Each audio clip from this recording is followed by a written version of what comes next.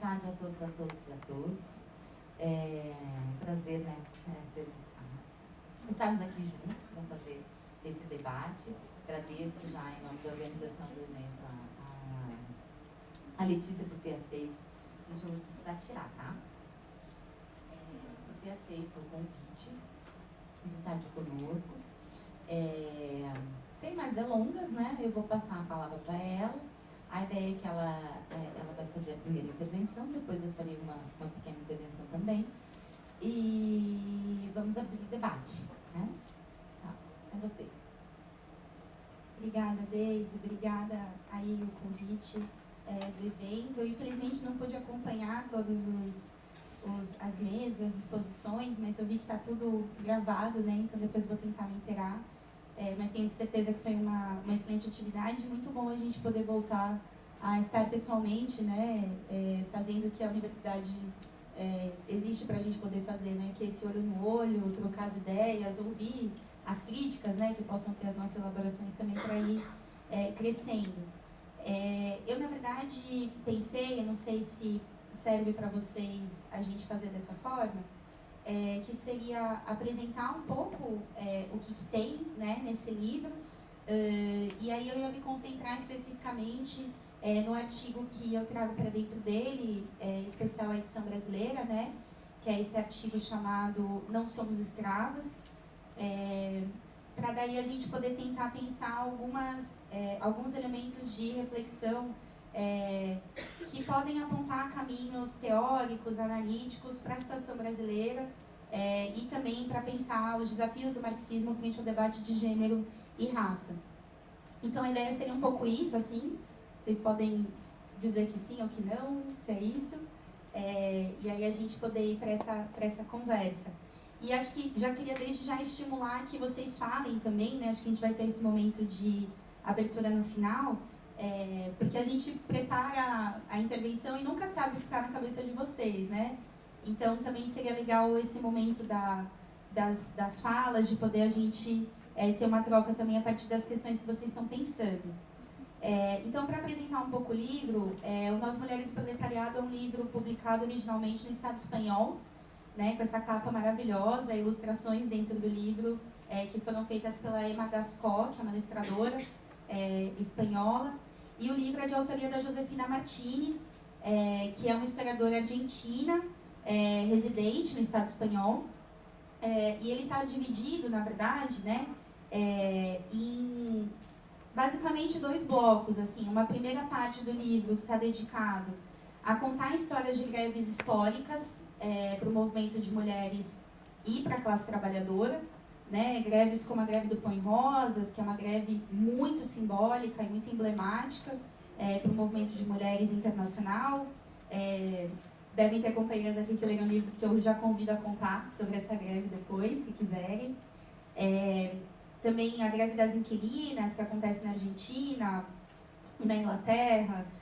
Processos como a greve que inicia a Revolução Russa, né, em 1917, as greves do proletariado feminino, que colocam em pauta a luta pela igualdade salarial, né, entre homens e mulheres, em especial o caso da Ford, em Dagenham, que é um filme muito bonito, quem não viu tem que ver, que é a Revolução em Dagenham, que conta essa história. Então ele está todo esse primeiro bloco está dedicado a essas greves assim chamadas históricas, né? E depois a gente tem uma segunda parte que são processos contemporâneos que ocorrem em especial durante o período de pandemia.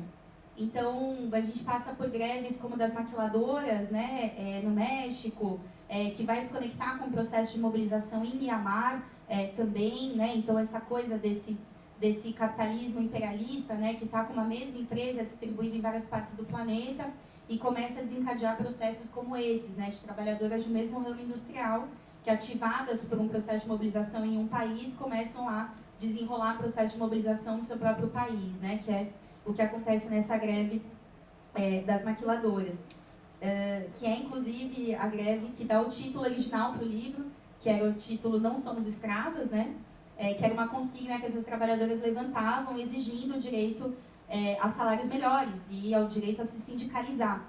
em especial, né, a conduzir suas próprias mobilizações. Elas levantam essa consigna, Não Somos Escravas, que é o título original desse livro no Estado espanhol. Vocês não vão procurar Nos Outras Mujeres, El Proletariado em espanhol, vocês vão encontrar Não Somos Escravas, que era o título dado em homenagem a esse processo de mobilização.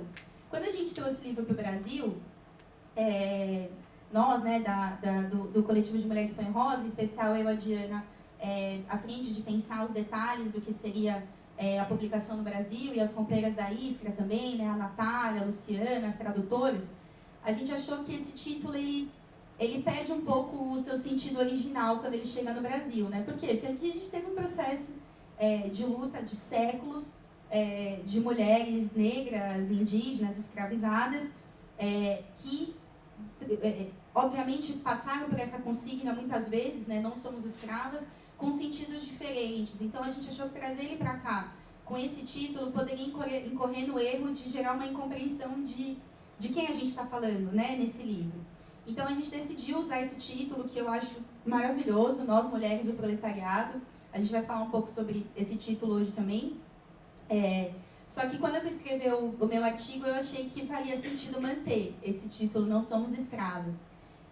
Por alguns motivos. Assim, o primeiro, que eu acho que poderia ser talvez um panorama inicial, né, um panorama para a gente manter, na verdade, durante toda a nossa conversa, que na verdade essa luta, né, contra a escravidão, aqui no Brasil, em toda a América Latina, nos Estados Unidos, tem duas ideias que eu queria que ficasse na cabeça de vocês ao longo da nossa conversa, depois vocês dizem se vocês concordam com elas ou não. A primeira é que são processos que, em grande medida, mostram como a história da humanidade é a história da luta de classes. Por quê? Porque a luta de classes ela não começa com a oposição entre classe trabalhadora e burguesia, né? O Engels, no livro Origem da Família, da Propriedade Privada e do Estado, ele vai mostrando como, desde o início desse momento em que as comunidades começam a se agrandar e existir uma inicial possibilidade de acumulação de produção, né, de experiências mais primitivas de acumulação dentro das comunidades tribais, e aí você começa a ter destacamentos especiais dentro da sociedade, né? Então você começa a ter um destacamento de pessoas que não está envolvida na produção de alimentos, por exemplo, ou de roupas, mas que cuida desse lugar de armazenamento para impedir que hajam saqueios. Então você começa a ter primitivamente, né, experiências de... aqui no terreno do marxismo, quando a gente fala de primitivo e desigual e combinado, nunca é do ponto de vista cultural, tá, gente? É sempre de um ponto de vista da análise econômica das relações de trabalho e de produção. Então, experiências primitivas do que depois vão se desenvolver como exércitos, polícia, governo, juízes, né? Ou seja, o Engels ele vai mostrando pouco a pouco, não é o centro da nossa discussão hoje, então desculpa se eu estou fazendo uma apresentação meio vulgar, vale a pena vocês irem ao livro para ver ela mais detalhada, mas como desde a origem da possibilidade de acumular, né, de guardar reservas, começa a existir uma tendência da divisão das sociedades em classes, né, classes de oprimidos e oprimidos e opressores, e na nossa época, né, na época capitalista, imperialista, uma divisão que é a divisão mais avançada da divisão da sociedade em classes e a que mais envolve a maior camada da população na história, né? Então hoje é muito visível que existe um antagonismo entre duas classes que, a partir dessa divisão, concentram, né, os interesses ou disputam os interesses de classes intermediárias. Não significa dizer que não existem classes intermediárias, né, no capitalismo. Existem classes de pessoas que não são proletários ou burgueses, né? Existe a pequena burguesia e etc. Agora, o que o Engels está mostrando ali? Que com o capitalismo existe uma divisão das sociedades, da sociedade em duas classes muito claramente antagônicas e que conseguem pela primeira vez, né, pelo nível de acumulação de capital, garantir a existência de os interesses das sociedades divididos, né, e disputados entre essas duas classes antagônicas. Por que eu estou dizendo tudo isso? Porque, na verdade, significa dizer que, então, a luta de classes não começa no capitalismo, ela é anterior a ele, e que, na verdade, tudo o que a gente vive hoje, né, todas as formas das relações do trabalho na nossa época, elas são produto dos processos de luta das épocas anteriores ao capitalismo. Né? Ou seja, é impensável o que seria da jornada de trabalho hoje se não tivesse tido a luta contra a escravidão, por exemplo. Né? É impensável o que seria, por exemplo, do direito à moradia, que já é escasso e não é universal, ou o direito à educação, que também já é escasso e não é universal. O que seria desses direitos se não tivesse tido a luta das mulheres pelo direito à educação, a estar na universidade, nas escolas e etc. Né? Os escravizados lutando pelo seu direito à escola, ou após a abolição lutando pelo seu direito à escola, que não era garantido. Né? Em várias cidades do Brasil, aí faz menos de 100 anos que os negros podem se matricular, inclusive, para estudar. Então, tudo isso, por que eu estou dizendo tudo isso? Né? Porque tem uma ideia que, então eu falei isso, né, que a história da humanidade é a história da luta de classes, que nesse sentido, a luta de classes anterior à nossa época, ela se dá, né, nesse território que a gente está hoje, que é Brasil, que dizer Minas Gerais, né, entre escravizados e escravocratas, né, concentrando ali o antagonismo de classe da sua época entre esses dois distintos interesses frente à sociedade. E que, se isso é uma verdade, e aí a gente pode debater se isso é uma verdade ou não, acho que é um dos temas que a gente debateu hoje, também é uma verdade que as classes da nossa época, burguesia e proletariado, elas são, por consequência, herdeiras dessa disputa, desse antagonismo anterior. O que significa isso? Significa que é uma ideia que eu vou tentar concretizar ela, né? Tem um cara, por exemplo, em São Paulo, vocês já devem ter ouvido falar dele, que é o Dória. Vocês têm as versões do Dória aqui de Minas Gerais também. Quais são? Zema é uma delas? Bem fajuto, diz Daisy. Bom, o Dória, ele é um cara que saíram várias reportagens quando ele fez uma das primeiras campanhas dele em São Paulo. Ele dizia que ele era o Dória trabalhador. E aí ele vinha para a televisão, para as propagandas, vestido de gari, você lembra, né? De carteiro, né? Ele fez várias... Parecia que ele estava indo para o carnaval, mas na verdade ele estava fazendo uma campanha eleitoral, dizendo que ele era o Dória trabalhador. E aí imediatamente saíram matérias em vários jornais de esquerda, várias mídias de esquerda, mostrando qual que é a história, né? A genealogia do nome Dória no Brasil. Uma dessas matérias mostrava que o Dória tem um tataravô, né, o tataravô do Dória, o antepassado direto do Dória, era um dos principais donos de fazenda em Salvador. Ele tinha mais de 12 fazendas, né, se sabe de 12 porque estão em escrituras, mas haviam mais, né, sem escrituras. E em cada uma dessas fazendas ele tinha no mínimo 40 escravos. Ou seja, o burguês Dória de hoje, né, que tem aquela mansão, essas mansões que existem na cidade de São Paulo, que é um negócio assim que tem que ir para São Paulo para ver, porque parece a casa do X-Men, do Sr. X lá, sabe aquela casa com pilastras, não sei o quê? São assim as mansões da cidade de São Paulo. Quem já foi e viu é assustador, né? O Dória tem uma dessas com quadra de tênis, quadra de squash, porque deve ser bem solitário, um jogo que dá para você jogar sozinho. Mas enfim, ele tem todas essas coisas dentro daquela mansão dele. Esse cara, a riqueza dele vem de onde? Né? Vem de um tataravô em Salvador com, sei lá, eu não fiz o cálculo aqui, mas são mais de 400 escravos que esse cara tinha. Depois você volta no bisavô do Dória e o cara não só era dono de escravos, como tem comprovação de que ele teve vários filhos ilegítimos com escravizadas na fazenda dele que ele nunca registrou como filhos dele, né? Um tapa na cara de qualquer um que disse que a miscigenação foi o amor entre as raças, né? Aí tá a história do Dória para comprovar que não foi bem assim. Então, essa segunda ideia, que eu acho que é importante a gente ter na nossa cabeça, ela está a serviço da gente buscar tentar entender como que essa frase "não somos escravas", ela é importada para o nosso tempo, não só como uma importação, às vezes essas relações que a gente estabelece com o passado, que são descontextualizadas ou algo do tipo, mas porque a burguesia da nossa época, ela é herdeira do escravocrata da época anterior. E da mesma forma, né, do outro lado, nós como classe trabalhadora somos herdeiros da luta negra por liberdade. E a gente tem que dizer isso com muito orgulho.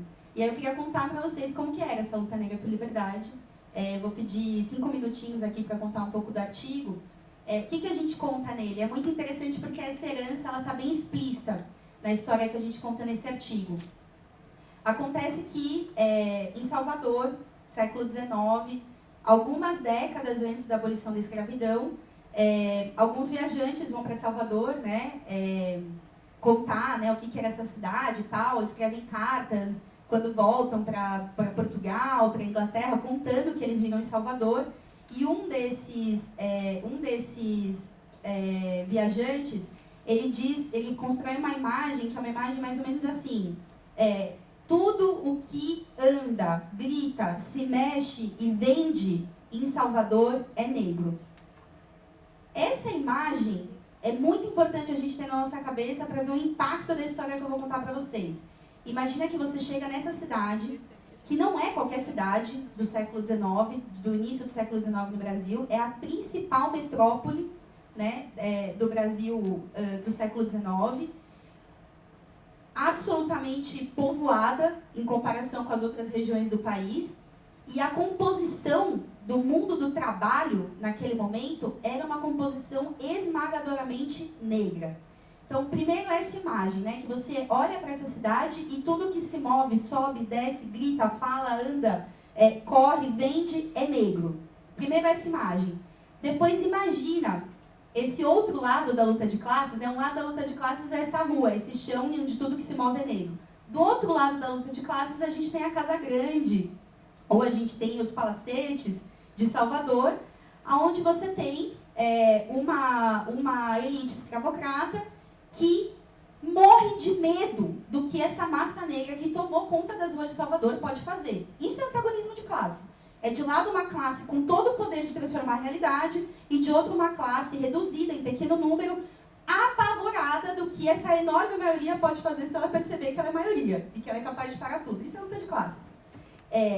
Então, você tem essa elite escravocrata ali dentro dos palacetes falando, essa galera tomou conta da cidade, se eles decidirem fazer alguma coisa, não sabemos que não tem controle. E aí o que acontece? Acontece que tem um problema na Salvador dessa época, porque ao mesmo tempo que essa galera que faz tudo, que mobiliza toda a cidade, é negra, e eles têm um nome, né, esse nome da função de trabalho que eles tinham, que eram os ganhadores e as ganhadeiras, essa galera, através desse tipo de trabalho, tinham vários tipos de relações, né, com o trabalho de ganhador e ganhadeira, que era esse cara que transportava pessoas, transportava mercadorias, vendia comida, vendia... As quitandeiras eram ganhadeiras, né? A quitandeira é uma figura que existe até hoje, né? Ou seja, toda essa galera eram ou escravizados de ganho, então pessoas que eram enviadas para as ruas para fazer um serviço e voltar para o senhor e entregar essa grana para o senhor, né? De escravo. Ou era uma galera que cumpria uma função de escravizado dentro das casas, ou de trabalho urbano, de outro tipo, e numa jornada dupla, exercia o trabalho de ganhador para acumular uma certa grana ali e comprar a sua própria alforria. E aí começou a virar um problema, porque tinha um monte de negro que não só tomou conta da economia soteropolitana, mas que estava comprando sua liberdade. Então, esses senhores de escravos começam a ficar preocupados, que eles falam, a gente tem um problema aqui na capital, porque além dessa galera ter muito poder sobre a economia local, tá tudo na mão deles, eles estão num número muito volumoso, se transformando em escravizados livres. E isso vai virar uma bomba relógio, porque se essa galera começa a perceber que ao invés deles comprarem a liberdade, eles começam a fazer associações entre livres e escravizados e começam a lutar pela sua liberdade, isso pode ser perigoso. Por que eles tinham esse medo? Porque tinha acabado de acontecer a Revolta dos Malês, que foi uma associação desse tipo, entre escravizados e livres. Que mais que gerava esse medo na elite soteropolitana? Conjuração baiana. Que mais que gerava esse medo? Revolução do Haiti. Principalmente, Revolução do Haiti. Existiam várias trocas entre historiadores, filósofos, políticos da época, governantes, etc., que trocavam entre si, ao longo de todo o país, sobre o medo da haitianização do Brasil. Ou seja, a preocupação de que o Brasil se haitinizasse. O que significaria isso? Que decidisse encontrar uma via revolucionária para lutar contra a escravidão, de tomada do poder, de queima, sequestro de senhores, de queima de fazendas, etc. O medo da haitianização do Brasil. E aí começa essa elite escravocrata em Salvador, começa a falar, precisamos ter umas medidas aqui para controlar o trabalho dos ganhadores e das ganhadeiras. E eles começam controlando primeiro, obviamente, a ala mais fraca, que é as ganhadeiras. E começam a aprovar uma série de impostos e de medidas de perseguição ao trabalho das ganhadeiras, que vai fazendo com que essa margem de recurso que elas conquistavam pelo trabalho de ganhadeira diminuísse, e elas tivessem mais dificuldade de comprar sua própria liberdade, né, seja pagando impostos, seja pagando licenças de circulação, comprando placas identificadoras de quem elas eram, para quem elas trabalhavam, etc. Ou seja, uma série de medidas restritivas são impostos ao trabalho das ganhadeiras, e à medida em que os caras conseguem impor todas essas medidas restritivas, eles começam a trazer essas mesmas medidas para o trabalho dos homens ganhadores. Só que aí tem um problema, que os homens ganhadores, diferente das mulheres ganhadeiras, que enfrentavam uma repressão enorme, brutal, né? A gente está falando de senhores de escravos que já tinham aprendido que era possível usar o estupro, a remoção dos seios e do clítoris como método de repressão, as mulheres negras, né? Então elas viviam um nível de repressão brutal. O que elas não tinham que os ganhadores tinham? Elas não tinham os cantos. O que eram os cantos dos ganhadores? Os cantos eram centros de organização operária, né? Como se fossem os sindicatos de hoje, só que a forma da época. Então eram lugares dentro de Salvador, que eram mais escondidos, onde os escravizados ou livres ganhadores se encontravam e debatiam os problemas do trabalho deles como ganhadores. Então, lugares da cidade que precisavam ter uma melhor organização para poder circular, desde a organização até entre eles, olha, ali vai ficar tal galera, vamos deixar que fulano venda ali, outro ciclano vai vender ali. Então, eles se organizavam no âmbito do próprio trabalho, mas também se organizavam no âmbito de determinados processos de luta, que eles pudessem levar adiante. E aí eles decidem, num determinado dia, nos cantos, em vários cantos diferentes da cidade, né, vários desses espaços de organização, que eles iam fazer uma paralisação no dia seguinte. Porque estavam querendo impor as mesmas restrições que estavam impondo as mulheres para eles, mas eles não iam aceitar. Em especial, eles não queriam usar as placas que o governo de Salvador começa a dizer que eles têm que usar placas identificadoras com um número de licença de circulação, como ganhadores, que diz quem é o branco que permitiu eles estarem na rua fazendo aquele trabalho, mesmo se eles fossem livres. Ou seja, o ganhador livre estava ferrado, porque ele tinha que encontrar um cara que permitisse que ele pudesse circular na rua para fazer o seu trabalho. Os caras ficam loucos, falam, não, basta, decidem que não vão trabalhar. E aí acontece uma coisa muito louca, que também está nos resgates que a gente fez para colocar aqui nesse livro. Muita coisa vem da pesquisa também do João José Reis, é importante dizer, né? Ele tem um livro interessantíssimo, conta a história dessa greve, né? Chama Ganhadores, a Greve Negra, de 1857. Ele diz, eu concordo, que é a primeira greve do Brasil, né? Não é em 17, é em 1857, em Salvador. E aí, o que esses relatos jornalísticos que o João José Reis encontrou, e a gente trouxe aqui também, dizem?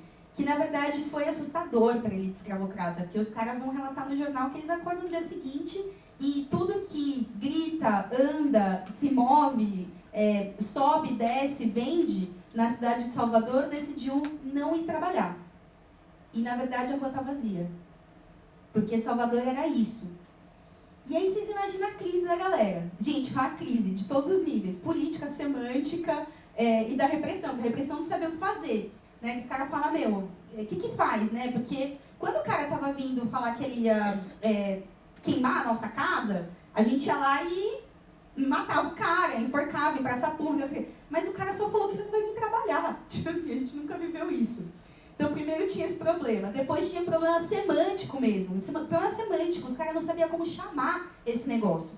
tem uma crise nos jornais do país, porque todo mundo quer contar o que está acontecendo em Salvador, mas eles não têm nome para o que está acontecendo em Salvador. Eles falam, meu, é uma revolta? Não, que a revolta urbana é o que eles conheciam como malês, né? Ou outros processos que a gente poderia dizer. É um aquilombamento? Não, porque o quilombo era outra característica de movimento, que organizava fugas das fazendas e ia para os interiores, né, em lugares com difícil acesso, etc. Aí não, a galera decidiu não trabalhar, é outra coisa. Um jornalista decidiu chamar de parede, que é um nome que estava sendo usado pelos estudantes franceses que decidiam não ir para as aulas, em protesto para se alinhar com alguma linha mais radical, né, dos resquícios ainda da Revolução Francesa, enfim. Eles decidem pensar nomes possíveis, que pudessem ser usados para isso, não encontram nome, fica o nome parede.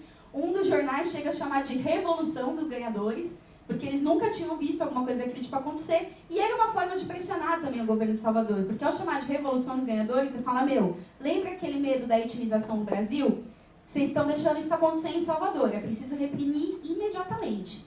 E aí, quando os caras estão se preparando para reprimir, eles encontram eles começam a ter medidas de repressão, por exemplo, pagar taxas maiores, coisas que eles fazem, inclusive, hoje em dia. Eles começam a aumentar as taxas de pagamento de alguns alimentos, de algumas coisas, para que os ganhadores furassem a greve, né? Não estavam chamando de greve, mas para tentar encontrar uns fura-greve ali que fosse trabalhar, apesar da decisão coletiva.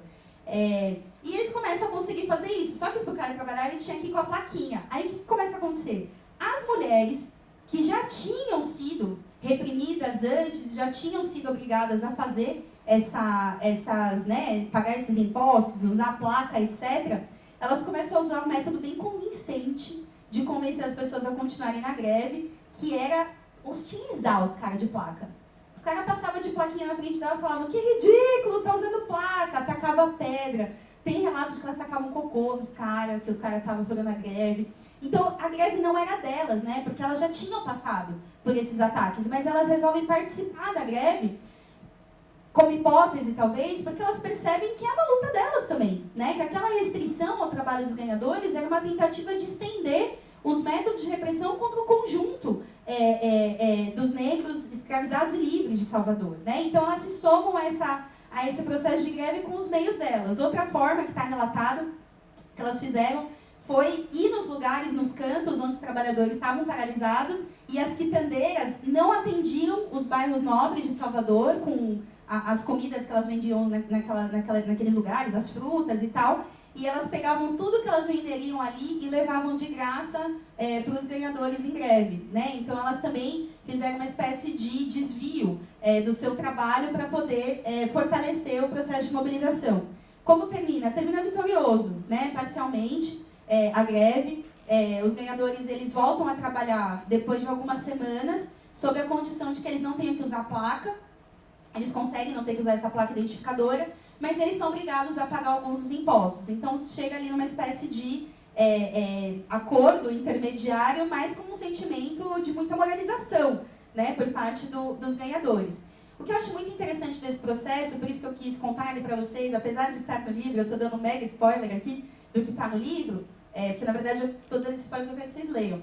Mas eu estou contando um pouco mais ainda, porque isso ajuda a mostrar essa ideia que eu estava falando lá no começo, de que a gente é herdeiro da luta negra e da luta indígena por liberdade. Porque, inclusive, os métodos que essa luta vai encontrando, conforme o capitalismo se instala como sistema econômico internacional, os próprios métodos que esses trabalhadores, né, naquele momento escravizados, encontram, são métodos que vão se fundir com os métodos que outros setores da classe trabalhadora a nível internacional também estavam encontrando como seus métodos típicos, né, instantâneos ou espontâneos, né, de mobilização. Esse método, né, hoje a gente já tem nome para ele, que é a greve, a paralisação, as mulheres tacando pedra ou cocô, sei lá, hoje em dia a gente faz de outra forma, talvez vocês coloquem cadeiras na frente do anfiteatro para fazer um piquete, né? Ou seja, a gente foi dando nomes para esses métodos, mas eles surgem, né, como um desenvolvimento do que foi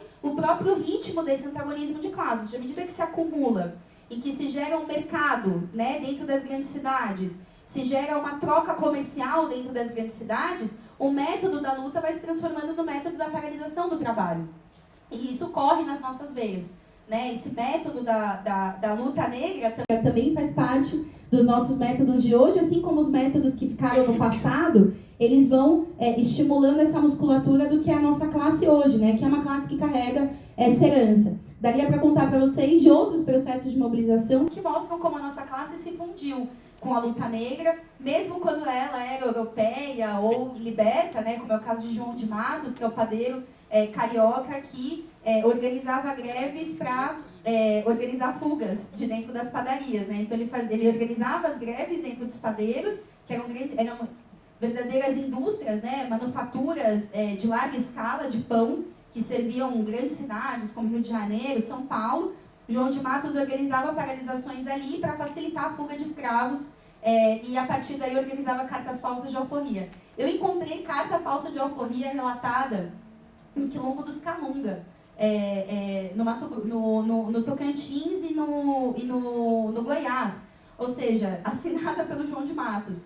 Ou seja, esse trabalhador, que era um trabalhador livre, né, com uma filho, não se sabe se ele era branco ou mestiço, ou negro, mas se sabe que ele era filho de europeu. A gente não sabe se ele tinha um sangue escravo ou não na composição étnica dele, racial, mas é um cara que vai dedicar a vida dele, mesmo livre, à luta por liberdade, né? Então, é o método proletário da luta abolicionista que a historiografia oficial não conta. E isso faz parte da história da nossa classe. Esses relatos, se a gente for buscar, eles são de centenas a milhares.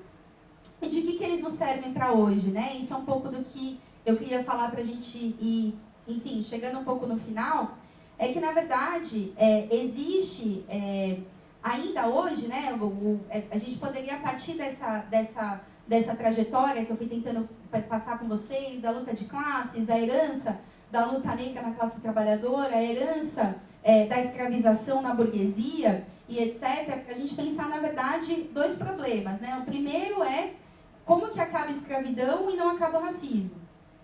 E esse problema talvez ele fique um pouco respondido quando a gente volta nessas histórias, porque a gente vê que, na verdade, acaba a escravidão, mas a burguesia que surge com o trabalho livre, ela não está isenta dos crimes da escravidão, pelo contrário, né? Ela deveria pagar pelos crimes da escravidão porque ela foi autora desses crimes da escravidão, como Dória e vários outros, né?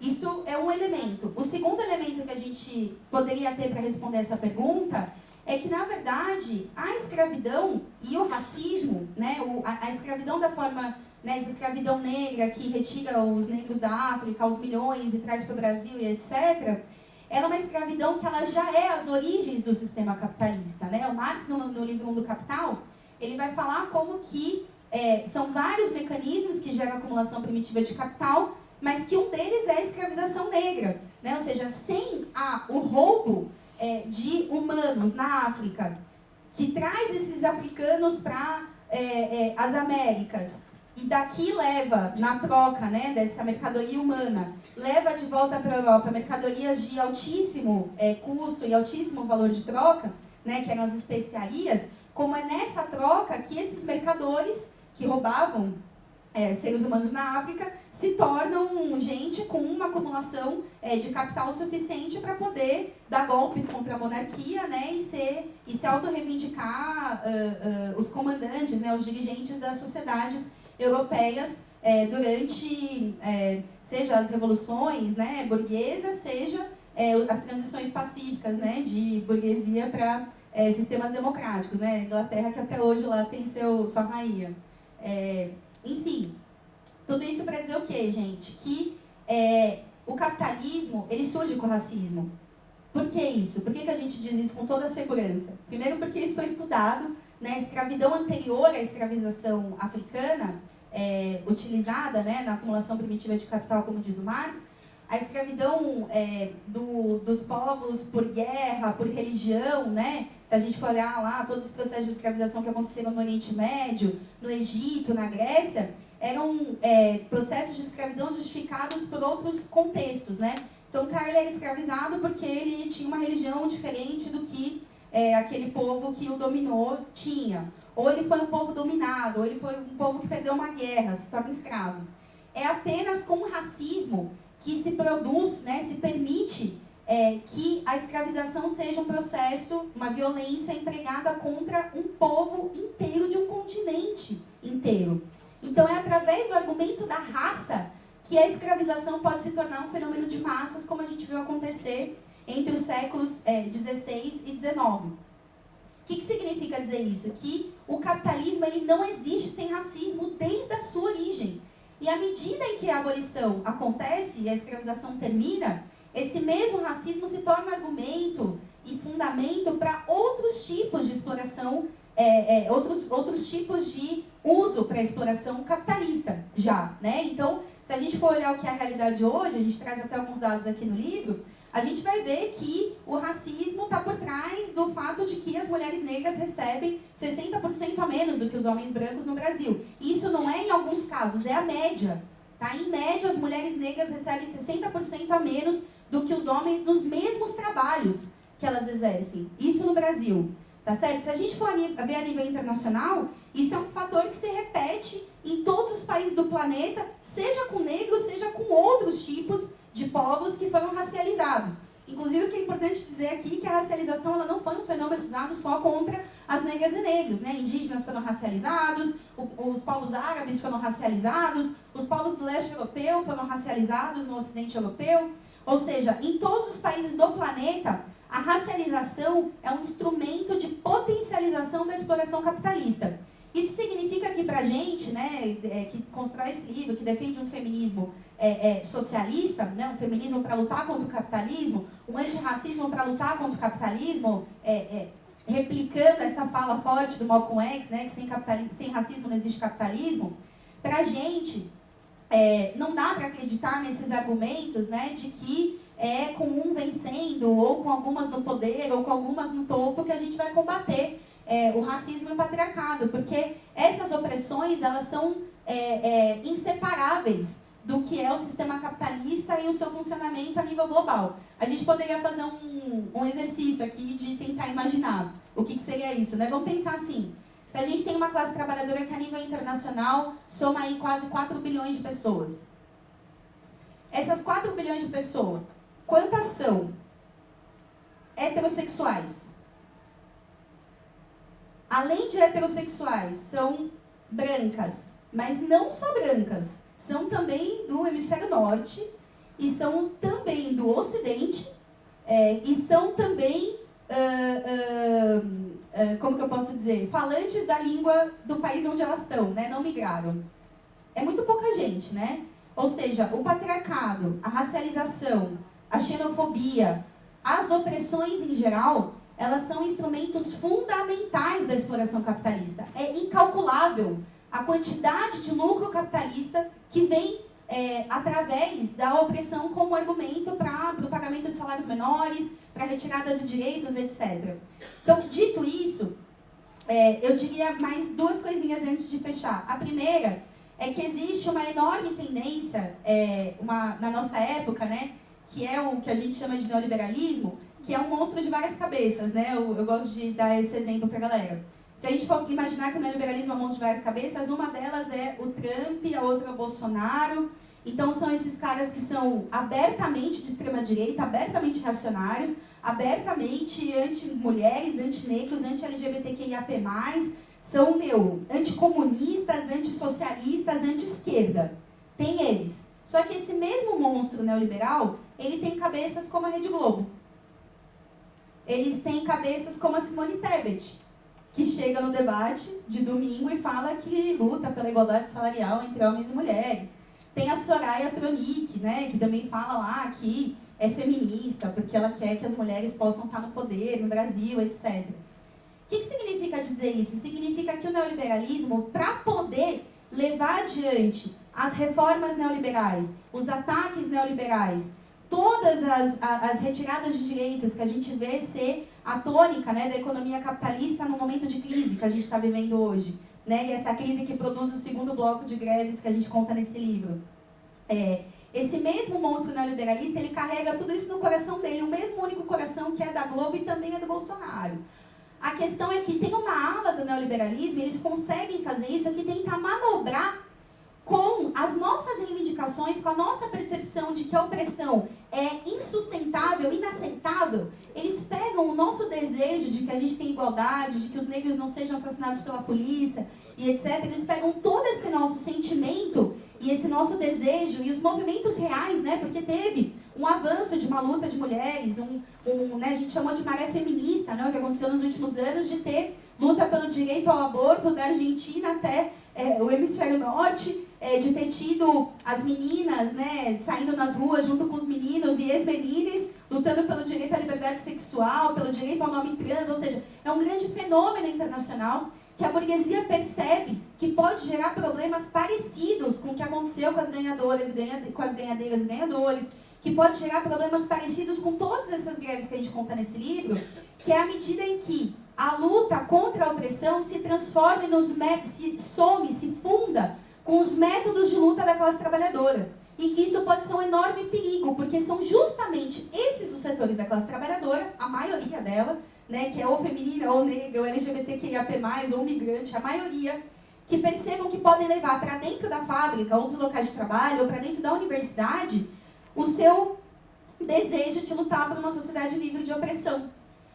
E isso pode ser um problema, e isso está sendo um problema para a burguesia e um grande alento para a nossa geração e para a nossa juventude, que está aqui hoje num país, numa universidade, vendo, né, o polo talvez mais reacionário da situação política a nível internacional, que é um país dirigido por Bolsonaro, que a gente possa olhar para os Estados Unidos e ver que lá está acontecendo um fenômeno como é a geração U, que é um fenômeno de jovens que unifica a geração Z, Y, Millennial, que decidiram, através da experiência da luta por justiça por George Floyd, através do enfrentamento ao trumpismo, né, que teve como vanguarda as mulheres LGBTQIAP+, e eles chegam à conclusão de que é preciso fundar sindicatos, que sejam sindicatos da luta por justiça social, e que sejam sindicatos construídos pelas bases.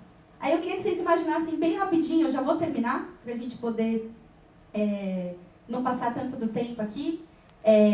A gente tentar se imaginar, quando a gente pensa talvez um sindicalista, talvez venha uma imagem que não é o que é essa galera, né? Vem a imagem daquele sindicalista de camisa polo, canetinha no bolso, às vezes com 2 bate-pau do lado, né? Impedindo que as pessoas possam pegar o microfone. Quem nunca viu essa imagem, já foi em congresso da Uni, e já viu o burocratinha lá da Uni também, que não é tão diferente disso, né? Porque o cara lá tem um microfone só para ele. Inclusive, na época da pandemia, eles fizeram um congresso que as pessoas podiam nem ver o que estava sendo debatido, né? Gente, não tem nada a ver com isso. A galera que está fundando o sindicato nos Estados Unidos é uma galerinha negra, que estava ano passado, ano retrasado, na rua, lutando por justiça por George Floyd. Uma galera de bermudão de basquete, cabelo black, trancinha, dread, colar de rapper, camiseta do time de basquete, ou enfim, de outra coisa. A galera negra, latina, bem desse tipo que a burguesia norte-americana adora fazer filme mostrando como se fosse gente criminosa. Não é criminoso. São lutadores sociais que conquistaram a justiça por George Floyd e que agora estão fundando os seus próprios sindicatos. Esse cara, com essa imagem que eu falei pra vocês, a gente mudar o que a gente está pensando como sindicalista, é um moleque de 22 anos, agora fugiu o nome dele, mas depois das intervenções eu vou procurar o nome dele para falar para vocês. Ele sai de dentro do espaço que eles conseguiram alugar para garantir a votação, né, de se fundar um sindicato ou não na Amazon. A Amazon, que é uma empresa multimilionária, uma das principais empresas do planeta em termos de lucros e de contratação de trabalhadores. A Amazon é a empresa que mais lucrou, né, que mais aumentou, na verdade, a sua proporção de lucro durante os anos de pandemia. Essa empresa que pagou 4,5 milhões em advogados antissindicais para tentar impedir os trabalhadores de fundarem seu próprio sindicato, teve que ouvir esse moleque que eu contei para vocês, saindo do plebiscito que vota pela fundação do sindicato, falando o seguinte: queria agradecer ao Jeff Bezos por ter ido para a Lua, porque enquanto ele ia para a Lua a gente fundava o nosso sindicato. Que eles venceram, e eles conseguiram fundar o sindicato deles. Ou seja, o grande perigo para a burguesia é que a gente perceba, através de participar das lutas por justiça, contra os assassinatos pela polícia, por cotas raciais, pelo fim do vestibular na universidade, por efetivação dos terceirizados sem concurso público, que fazem o mesmo trabalho que todo trabalhador contratado da universidade. seja, à medida que a gente perceba que ir para esses terrenos de luta levem a gente a incendiar o que é esse sindicalismo que até hoje estava bastante controlado pelas burocracias sindicais, ou a revolucionar o movimento estudantil que até hoje está bastante controlado pelas burocracias do movimento estudantil. Ou seja, a hipótese que a gente coloca nesse livro é que, mais uma vez, como a história já fez, as mulheres, negros e LGBTQIAP+, possam ser fermentos revolucionários e antiburocráticos dentro dos seus locais de trabalho e estudo. E isso está mostrado pela história, isso está mostrado pela realidade, e qualquer um que vocês tenham ouvido dizer que Marx era um europeu racista, por isso não dá para usar marxismo para falar de luta negra ou de luta das mulheres, esse livro ele é um nocaute, porque ele está mostrando que o marxismo não é uma teoria de um europeu sentado numa cadeira, viajando sobre a realidade social e escrevendo qualquer coisa que ocorreu na cabeça dele. O marxismo é uma ferramenta de combate de uma classe contra uma classe de opressores e exploradores que está espalhado por todo o mundo, e o marxismo é uma ferramenta utilizada na luta anti-imperialista das operárias de Mianmar, do México, das maquiladoras e dos trabalhadores que aqui no Brasil, sem conhecer o marxismo, usaram uma tática, né, que é a tática dos trabalhadores da greve, como a sua tática do enfrentamento contra o sistema escravista. Ou seja, o marxismo não é uma invenção, ele é uma análise da realidade daqueles que estão preocupados em dar um combate contra esse sistema capitalista de miséria e exploração. Isso era uma coisa que eu queria dizer. Eu vou dizer uma segunda coisinha bem rápida que tem a ver com isso, que na verdade quando a gente fala desse marxismo, a gente tem é muito importante fazer uma diferenciação com o que é o stalinismo, né? Porque, pelo contrário, o que a gente viu o stalinismo fazer em nome do marxismo, manchando as bandeiras do marxismo, foi dizer que a luta das mulheres separa os trabalhadores, homens e mulheres, né? Ou seja, isso aqui não é uma ferramenta para aqueles que dizem que é preciso não falar do movimento de mulheres porque isso separa homens e mulheres e precisa falar só das lutas econômicas. Isso foi o que o stalinismo fez. E aqui no Brasil produziu um divórcio, né, em um determinado momento, entre as vanguardas da luta negra e os movimentos de esquerda, né? Tem alguns exemplos que a gente poderia dar disso, mas por que aconteceu isso? Porque aqui no Brasil, frente a toda essa história que é a luta negra, o que o stalinismo decidiu fazer foi aliança com as burguesias nacionais. O Brasil é um país feudal, atrasado, é preciso desenvolver o capitalismo, não muito diferente da forma como o Ciro gosta de falar, do Plano Nacional de Desenvolvimento, mas também de desenvolver as indústrias do país, e para isso a gente precisa se apoiar na burguesia nacional. Só que a burguesia nacional é o Dória. A burguesia nacional é essa galera que vai lá no dia 11 de agosto e diz que apoia a democracia, mas que está todos os meses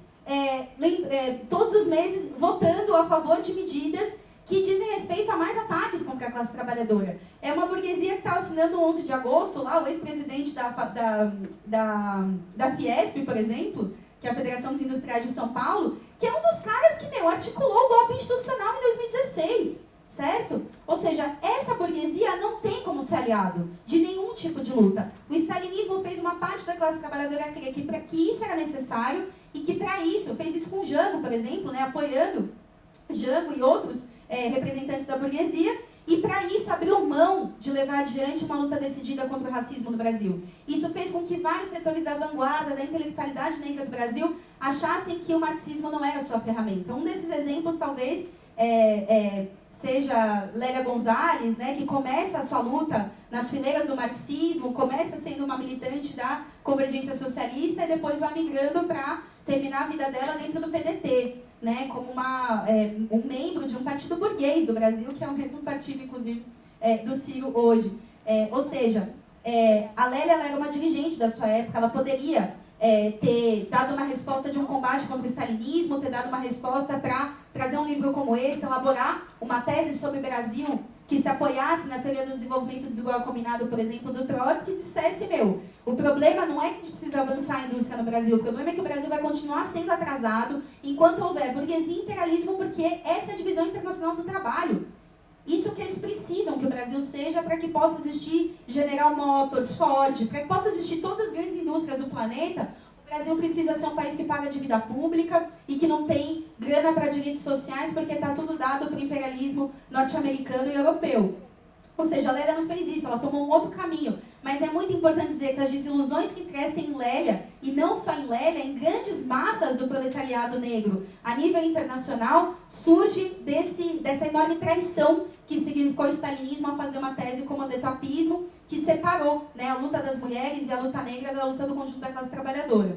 Então, enfim, eu não sei se talvez essa ideia tenha ficado um pouco confusa para vocês, se é uma coisa que vocês já estão pensando, se vocês quiserem debater mais, mas eu terminaria, na verdade, por aqui, fazendo um pouco esse chamado, né, que a gente, ao fazer um debate hoje sobre o papel da luta negra e da luta das mulheres, a gente pensa que falar sobre tudo isso é recuperar as melhores páginas da luta da classe trabalhadora a nível internacional na sua história e recuperar também as melhores páginas do marxismo revolucionário, que foi fundamental para que essas histórias pudessem acontecer, né? Eleanor Marx foi uma das mulheres que fez parte de alentar as lutas operárias de mulheres pela igualdade salarial, pela igualdade entre gêneros dentro das fábricas.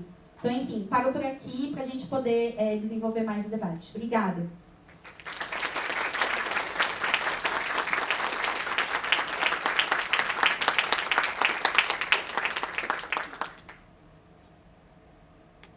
Letícia.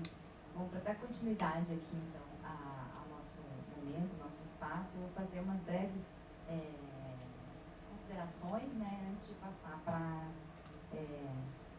tem várias pessoas querendo aí comentar e fazer questionamentos, então acho que o mais rico, né, como estávamos conversando isso lá fora, o mais rico é realmente o debate. Então, vou fazer algumas breves considerações somente e passo já a palavra para vocês. Mas aí, primeiro, para começar a minha consideração, eu gostaria muito de agradecer o convite, né, que vocês me fizeram para ler o livro. Nós Mulheres do Proletariado, então agradeço muito mesmo, porque as histórias, né, de cada uma das lutas, que são histórias que ocorreram em vários lugares do mundo, né, e que são uma pequena parcela do exemplo de que do que o Marx coloca lá, né, trabalhadores e trabalhadoras no mundo univos, né, talvez esteja faltando justamente univos, né, porque a luta a gente anda fazendo em todas as partes do mundo, a partir das condições concretas e singulares de cada estrato da classe trabalhadora em suas diferentes localidades e locais de trabalho. Então, assim, para mim foi muito prazeroso ler o livro. Eu vou voltar um pouquinho depois no livro, né, porque quero só fazer umas considerações até em diálogo com o que você coloca, né, e um pouquinho também em diálogo com o que a gente vem construindo aqui ao longo desses 2 dias, né. Não é cacuete, gente, é que para ver vocês eu preciso tirar o óculos. Agora, para ver o que eu anotei, eu preciso colocar, tá? Então, eu vou ficar tirando e colocando, tirando e colocando. Bom, a gente vem discutindo aí nos últimos 2 dias as questões das lutas de classe, né? As resistências, sobretudo, né? O nome do evento até toca isso. E na mesa da manhã nós concluímos, era uma mesa sobre a questão das identidades, né? E a gente estava concluindo um pouco, discutindo a questão da emancipação política e da emancipação humana, né? E uma das coisas que a gente colocou, assim, fechamos a mesa, era que a história nos ensina, ou pelo menos deveria nos ensinar. Isso porque nós a produzimos, né? Exato. Então, porque nós produzimos a história, então ela precisa nos ensinar. E aí é importante a gente pensar no que ela está nos ensinando. E o livro remete um pouco a isso também, né? Por isso que eu disse que depois eu vou retomar o livro, né?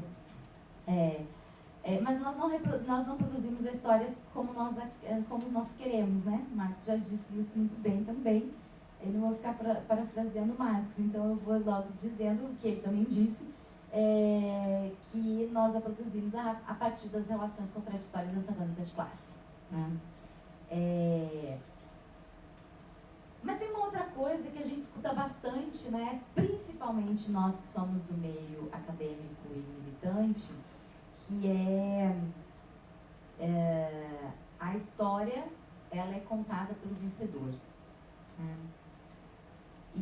E aí eu acho que é importante a gente refletir um pouquinho isso, porque se a história ela é contada pelo vencedor, né, não é à toa que a gente vê o apagamento das lutas da classe trabalhadora, né, e as lutas das mulheres, do povo negro, né, do povo indígena, né. Nós estamos nessa parceria com a Colômbia, né. A Organização dos Povos Indígenas é uma organização forte, que tem também sua história apagada, né, em boa parte da história do século XX. Né.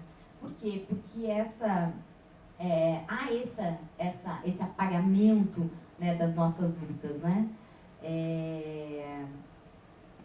Porque, de certa forma, a burguesia vem vencendo, mas é importante a gente pensar que ela não é uma vencedora universal e absoluta, né? Ela só ainda não foi derrotada. Eu acho que a gente pode até inverter um pouquinho isso. Não é uma questão de vencedor, mas de derrota. Ela ainda não foi derrotada, ainda não a superamos. E a prova, né, e esse livro e vários outros livros que estão resgatando, né, nos últimos, pelo menos aí os últimos 15, 20 anos que a gente tem visto um recontar da história, né, é uma prova disso, é uma prova de que a burguesia tem contado a sua história não porque ela venceu, mas porque ela ainda não foi derrotada, porque nós seguimos fazendo a história. Mas que história, né? O que seria essa história? E aí tem uma outra questão que é interessante também a gente pensar, é que, diferente da ciência, da ciência da história burguesa, né, que quer nos colocar que a história é um contar do nosso passado, um contar, inclusive, evolutivo, né? A nossa história, para nós, né, ela a partir da discussão materialista, ela deve ser resgatada a partir do que nós somos, e ela só pode ser resgatada a partir do que nós somos, do que nós estamos sendo, né, nessa luta. Né. Então, as mulheres, por que eu coloco isso assim? Porque o livro, né, ele vem trazendo e mostrando que desde, né, como a Letícia colocou, a história das lutas, a história da humanidade é a história das lutas de classe. No capitalismo, né, para a gente fechar nessa particularidade histórica, desde o seu germe a mulher está lá, né, em luta. Embora tivesse havido esse apagamento e a história, quando a história da classe trabalhadora, a luta era colocada, ela era colocada segundo esse padrão que você levantou aqui, né? Homem, branco, hétero, e etc, e etc, e etc, né? Inclusive para cindir a nossa classe. Inclusive para criar e reproduzir a cisão intra-classe trabalhadora, né? Porque se o livro demonstra que nós estamos muito, que trabalhadores e trabalhadoras precisamos univos, e um dos problemas justamente é essa segunda parte ali, né? Esse ato da unidade, apagar a história de alguns e de algumas da classe trabalhadora é muito importante para manter essa cisão intra-classe trabalhadora, né? E cria daí o que a gente estava discutindo de manhã, até para quem estava aqui, é um outro aspecto desse movimento de transformar condições concretas dos diferentes, da diversidade que é a classe trabalhadora, em lutas contingenciais e políticas públicas de identidade, né? E que busca resolver o problema da classe por meio, né, de políticas identitárias estatais, né? No qual a gente não questiona nem sequer o Estado, muito menos a relação capital-trabalho, capitalismo, né? Só que, né, a história somos nós que fizemos, e é nessa luta de classe. Então, o que nós estamos resgatando, né, nesses últimos anos, e que conta, né, ou melhor, reproduz o que é a história, né, demonstrando, né, que ela é uma história de luta, é justamente fruto não das lutas passadas, mas das lutas presentes. Se hoje a gente pode ler as histórias de cada uma das resistências passadas, né, é porque nós estamos em luta presente, porque senão elas não seriam recontadas, elas não seriam resgatadas, elas não seriam reproduzidas enquanto histórias no presente. Né? Então, acho que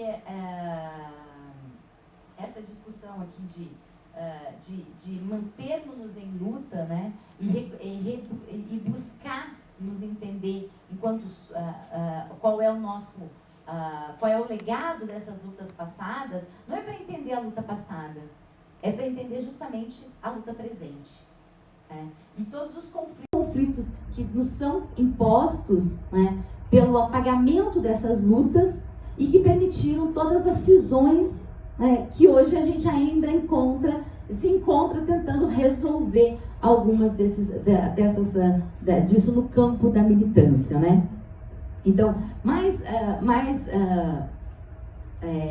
resgatar essas histórias de luta, mais do que falar do nosso passado, é falar do nosso presente, né? Do que nós somos. O que nós somos enquanto essa classe totalmente diversa, né? Diversa, mas que tem toda a potencialidade para não deixar que a nossa diversidade se transforme em lutas identitárias vazias. Vazias no sentido de que busca atender à imediaticidade de alguns grupos sociais, né? Mas que a gente torne essa diversidade em identidade de luta. Que cada uma desses aspectos que constituem, né, essa unidade que é a classe trabalhadora possa ser móvel de luta, né, e também de identidade entre nós, né, entre nós, classe trabalhadora, né,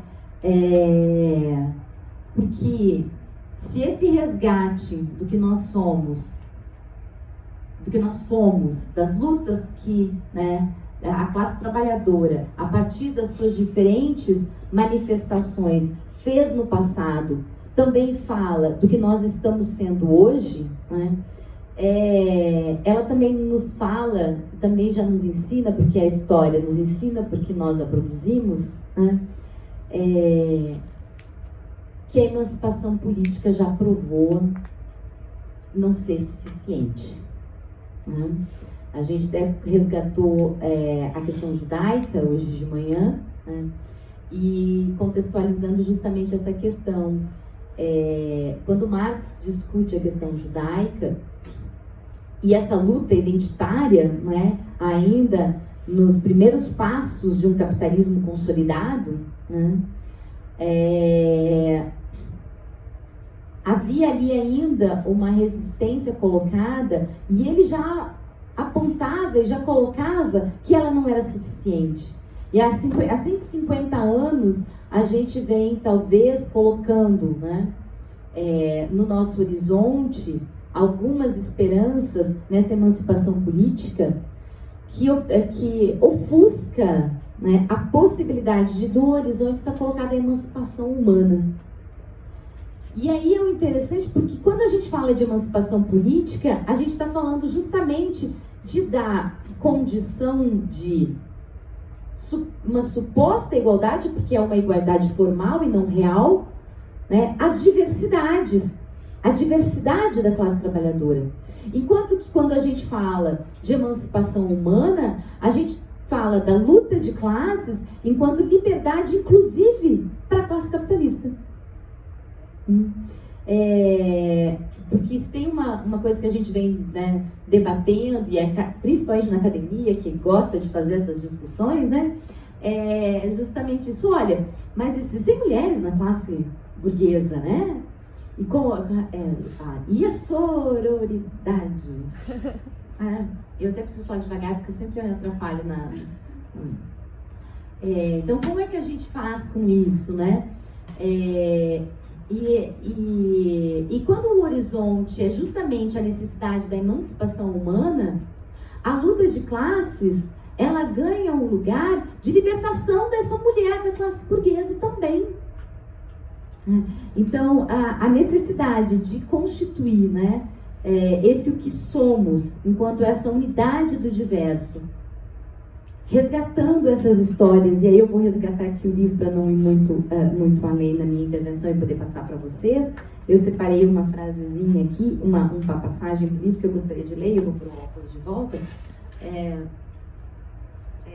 para a gente refletir a partir da passagem do livro. Tem vários, mas aí eu selecionei apenas um aqui, um pequeno parágrafo, porque ele reporta um pouquinho essas questões da necessidade da gente considerar e aprendermos, né, com a história, aprendermos com essa história que produzimos, que o horizonte precisa ser a emancipação humana, né? Que algo nos une enquanto que a nossa diversidade nos une na classe, né? E enquanto classe lutarmos para que possamos emancipar a homens e mulheres e toda a diversidade da classe trabalhadora, que também está presente na classe burguesa, porque ela também tem relações alienadas, coisificadas, mercantilizadas, né? E eu acho que essa é a principal tarefa da classe trabalhadora, né? É se identificar na sua diversidade, né? Identificar, e a gente até falou de afetos e ódio no início, né? Na manhã, a gente identificar a necessidade, né? A prática da empatia dentro dessa diversidade, sem deixar de alimentar o ódio de classe. Fala-se tanto em amor, né? Mas falar em amor na luta de classes é falar em amar o inimigo. E como é que a gente vai destruir quem a gente ama? Uma coisa tão... Então é importante que a gente não esqueça desse sentimento que precisamos ter, né? Não um sentimento em relação... Eu não vou falar isso porque vai pegar até mal. Eu vou pro livro, mas assim, então acho que é importante a gente, dentro das reflexões que a Letícia traz, que o livro traz para nós, essa relação, né, da unidade, da classe ser essa unidade da diversidade, né, e que a diversidade não pode nos separar e sim nos unir, né, nos unir, e que a gente alimente nessa união o ódio pela classe que nos oprime e que nos explora, porque é esse sentimento que permite também que a luta siga em movimento e que a gente possa emancipar todos e a todas, né, constituindo então uma sociedade sem classes, né? Que eu acho que é esse que é o verdadeiro horizonte colocado na nossa luta. Então na própria luta, né, para usar as palavras aqui da Josefina, começam a se descobrir como sujeitos políticos, lutadoras, mulheres que se organizam, que estão brigando, que se unem, e a outras trabalhadoras e trabalhadores. Elas são mulheres que se jogam de corpo e alma na linha de frente e que não querem ser escravas, trabalhadoras que não se conformam com migalhas e começam a exigir direitos. Atrevem-se a sonhar com outra vida, para elas e para seus filhos. O mais interessante, talvez, é o que une a todas em escala internacional. Quando compartilham vivências similares e enfrentam com os mesmos grupos capitalistas mundiais, aquela ideia do manifesto comunista ganha força de maneira atualizada. Trabalhadores e trabalhadoras e trabalhadores do mundo unidos, porque o capital já está muito bem unido e nos explora mundialmente falando, e alguns nomes aqui que a gente toma como figura exemplificam muito bem o quanto o capital hoje já é mundial, enquanto o imperialismo se coloca, né, o imperialismo se coloca, mas também coloca para nós o desafio de fazer com que essas resistências se unifiquem. Obrigada, e eu vou passar para vocês.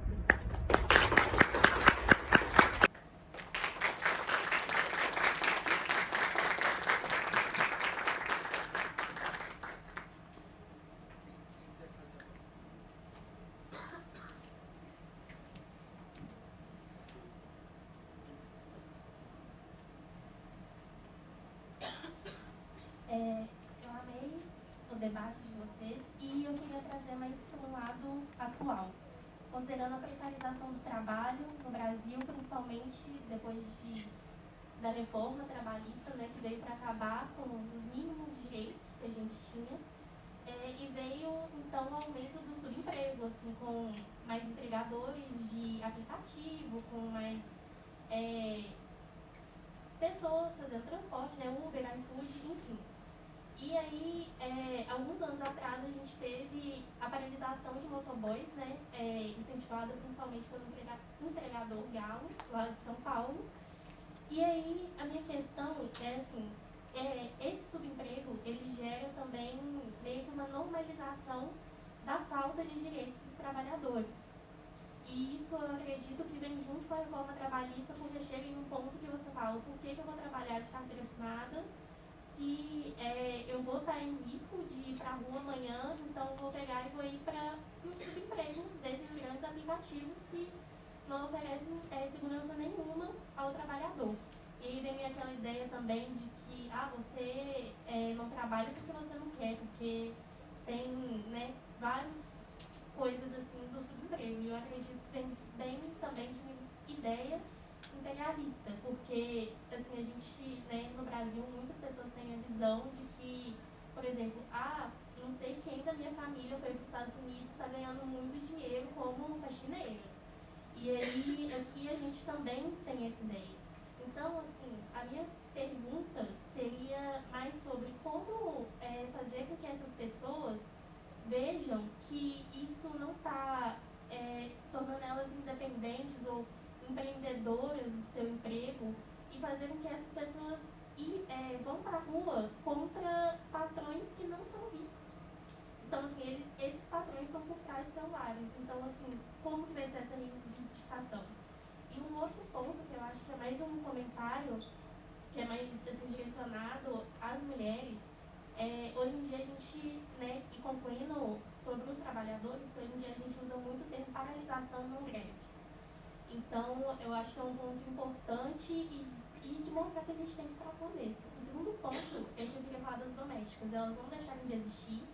Muitas estão morrendo por fidelidade ao patrão. Enfim, na pandemia, muitas foram para casa sem direito algum. E a gente tem visto cada vez mais casos de que domésticas escravizadas há anos, em situações análogas de escravo, enfim. E essas mulheres, depois que elas conquistaram no Brasil um mínimo direito lá atrás, enfim, elas, na minha opinião, elas foram invisibilizadas na luta. A luta delas não acabaram.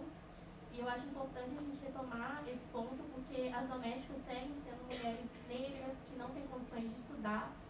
E a gente pouco se fala nisso hoje. Eu acho que é um ponto importante para se falar que a luta das domésticas ainda não acabou e que as domésticas mais velhas estão morrendo e que, assim, as próximas são parentes nossas, perto, assim. Essa é a minha pergunta.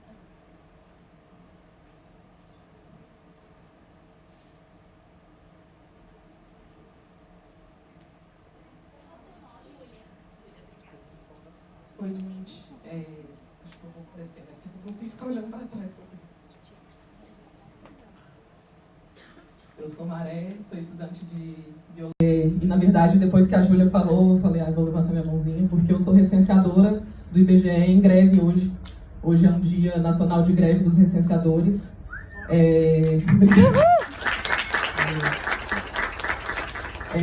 Que eu acho que tem muito a ver com isso, né? A colega aqui falou da questão da precarização do trabalho, da reforma trabalhista, e na verdade é bastante chamativo a gente ver isso do ponto de vista, inclusive, de uma empresa pública, né?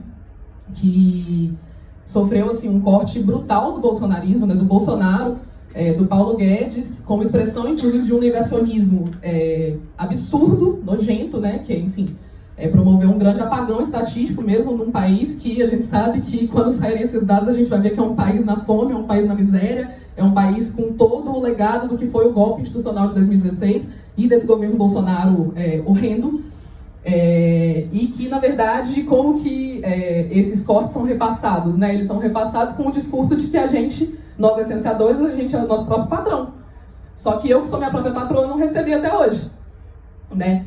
E, assim, é uma situação de que, na verdade, enfrentar essa precarização do trabalho, né, do ponto de vista assim, muitos recenseadores, assim, acho que a ampla maioria dos recenseadores são mulheres negras, inclusive porque é o setor que mais está desempregado hoje no país, né? Então, recorreu a esse trabalho para poder ter alguma renda. E eu tenho conhecido muitos recenseadores que são estudantes também, né? Que estão, como eu, né? Que estudam e tal, e o tempo que tem livre tem que ir lá tentar fazer um dinheiro e tudo mais. E eu acho que, assim, isso é muito chamativo de como a gente precisa unificar as nossas pautas, né? Tipo, essa questão da separação é muito problemática. Quando eu comecei, eu não sou militante da Juventude Faísca, acho que está óbvio, da Faísca Revolucionária. Quando eu comecei a militar, na verdade, tinha acabado de acontecer a greve geral do 28 de abril de 2017, que foi uma greve de trabalhadores bastante importante, e tinha acabado de passar a PEC do teto de gastos, no ano anterior, em 2016. Qual foi o papel da direção da UNE naquele momento? Dividir totalmente, né? Lembrando que a UNE e as principais centrais sindicais são dirigidas pela mesma galera que é PT e PCdoB.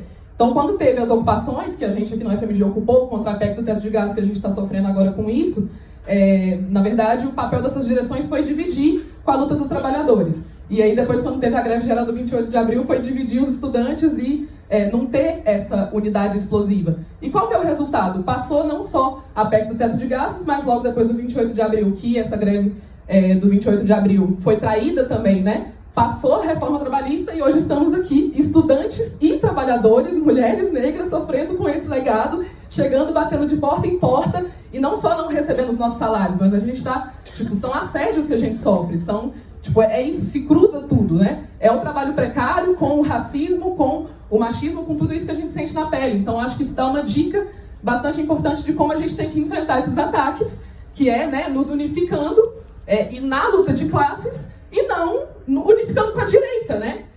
Que é o que está propondo aí Lula e o PT, que, assim, eu acho que é só a gente olhar quem são esses setores que se dizem democráticos, né? Para a gente ver que são eles que estavam lá votando essa mesma reforma trabalhista que nos escraviza hoje, assim. Enfim, eu falei um monte de coisas aqui, mas, na verdade, eu estava pensando já antes de falar uma questão que me marcou muito no livro, porque eu sou da biologia, né?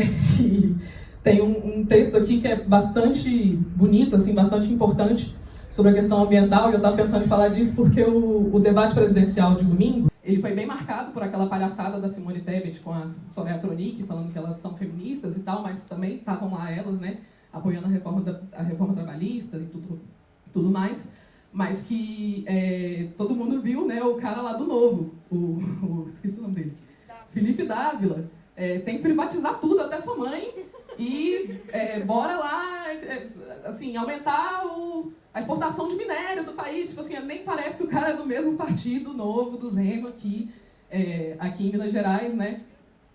Tem as mãos sujas de minério e sangue, né?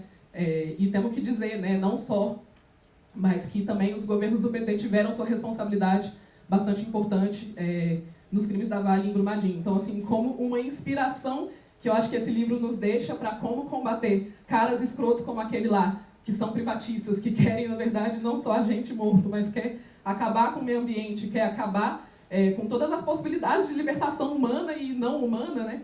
Eu acho que a gente tem que se inspirar numa coisa que fala aqui no livro, que aqui está contando um conflito, né? Que era mais ou menos do que a gente já conhece aqui de Minas Gerais, o que os mineradores querem fazer e tal. E aí o papel das mulheres, que eu não vou ler aqui o que tem antes, mas que o papel das mulheres foi de ser linha de frente e de batalhar para unificar as comunidades inteiras para proteger a serra que estava em ameaça.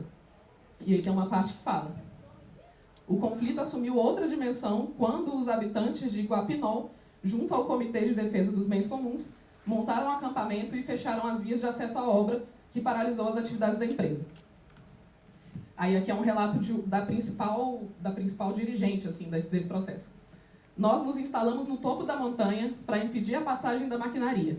E então começaram as ameaças dessa empresa, com gente contratada por eles. A intimidação também por parte da polícia, e queriam nos tirar de lá. E enquanto os dias iam passando, mais comunidades foram se somando e tudo isso começou a crescer.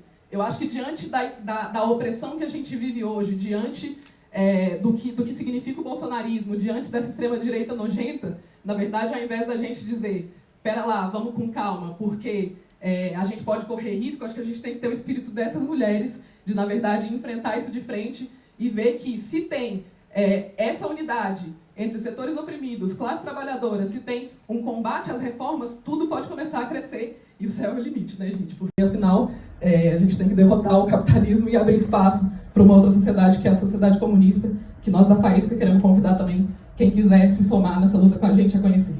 Obrigada. Acumulação de riqueza por meio da exploração do trabalho não pago, direito não é o natural do movimento, é o resultado da luta de classes. Né? Então, o que a gente às vezes considera trabalhadores com direito, ou seja, a naturalização do trabalho com não direitos, algo que nos estranha, na verdade esse é o natural do capital, pelo qual por isso que a gente precisa derrubar o capital, porque o trabalho com não direito é um resultado bastante particular de um movimento histórico de expansão do capitalismo, que inclusive para que esses trabalhadores tivessem esses direitos, foi necessário experiências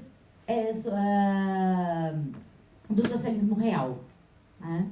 Então, acho que essa é uma questão. Estou usando o socialismo real para dialogar, assim, poderíamos falar pós-capitalismos ou vários outros nomes, mas a experiência, essas experiências que fizeram sombra e colocaram medo à expansão do capital no Ocidente, principalmente Europa e Estados Unidos, né? Então, onde a luta dos trabalhadores conseguiu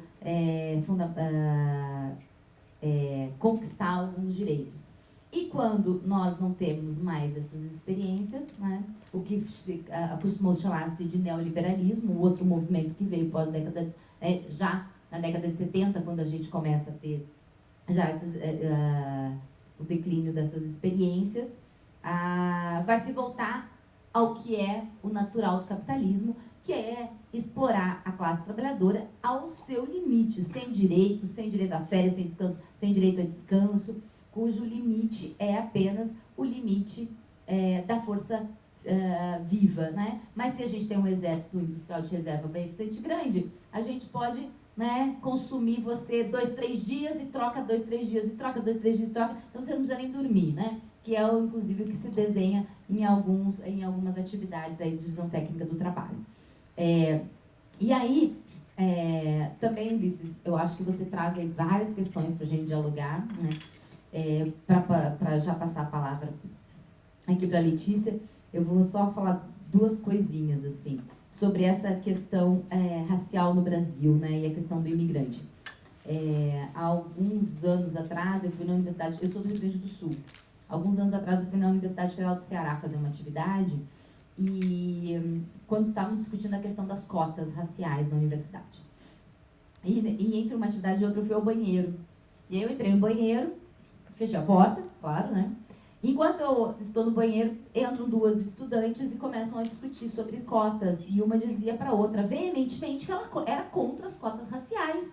Que isso, né? E aí todo o discurso que a gente conhece de quem é contra as cotas raciais, isso ia tirar o lugar dela na universidade, blá, blá, blá, blá. E aí, quando eu abro a porta, para minha surpresa, eu olho para ela e digo assim, e literalmente, eu falei, né? Eu espantei a moça, depois acho que ela ficou mais espantada ainda, porque eu era a próxima palestrante, e aí quando ela entrou no auditório, eu estava na mesa, né? Aí, eu olhei para ela e disse, gente, de onde eu venho, você entraria por cotas.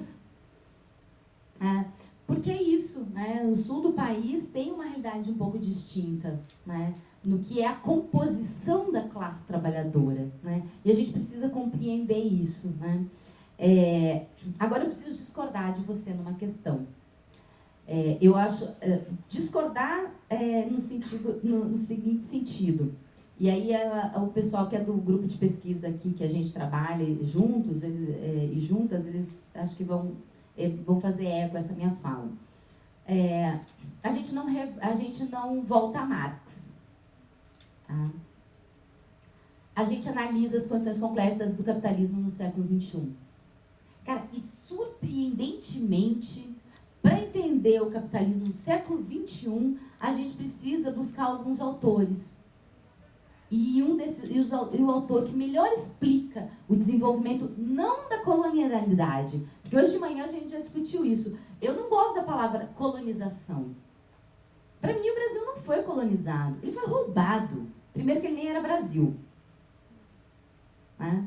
Então, a gente precisa... a academia está acostumada a ficar perguntando para nós marxistas, por que você usa Marx? Aí a resposta que, de modo geral, a gente dá é, por que você usa Foucault? Por que eu preciso justificar que eu vou usar Marx? A temporalidade entre Marx e Weber é minúscula. Por que você usa Weber? Se formos falar historicamente, um publicou em 1880, o outro publicou em 1880, o outro publicava em 1800, né, início do século XX. São 20 anos que separam os dois. Por que Weber se usa com tanta naturalidade e Marx não? Por que voltar a Weber para explicar a burocracia? É possível, mas a gente trabalhar com o Marx não é possível. Por que ele não pode explicar o que a realidade exige que a gente volte a ele? Porque você, em vários momentos, usou a palavra trabalhadores. E Marx, ele faz essa discussão da classe trabalhadora, e ele vai dizer lá no livro 1, ou em alguns outros livros lá, que alguém repetiu essa frase muito bem literalmente, eu não vou lembrar, da pele branca... O trabalho de pele branca não pode ser livre, onde de pele negra é marcado a ferro.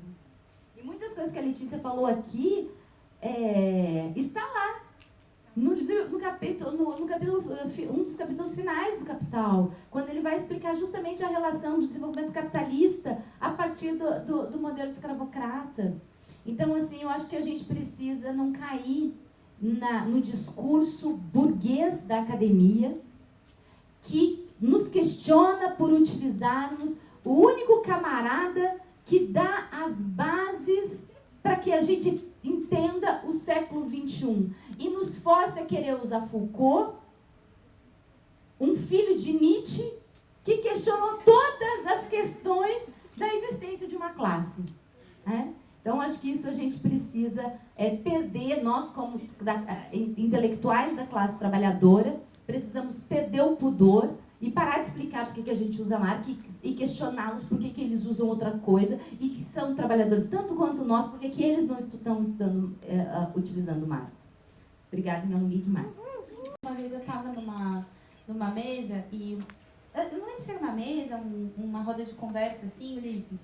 E aí foi um desses eventos online, a gente até estava lembrando, né? Eu fiz um evento online com a Deise, eu não lembrava, gente.